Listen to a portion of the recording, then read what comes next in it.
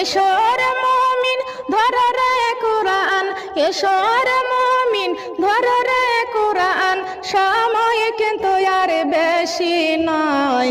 অন্ধকারে কবরে কঠিন আযাব, কোরআন ছাড়াই উপায় নাই। সুবহানাল্লাহ ওয়ালহামদুলিল্লাহ লা ইলাহা ইল্লাল্লাহ, সুবহানাল্লাহ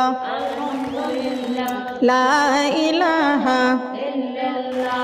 অন্ধকারই ঘরে খানা বানাইছেন পাক রব্বানা, জীবনের মতো চলিয়া যাব আমরা, আর তো বাড়ি ফিরিব না।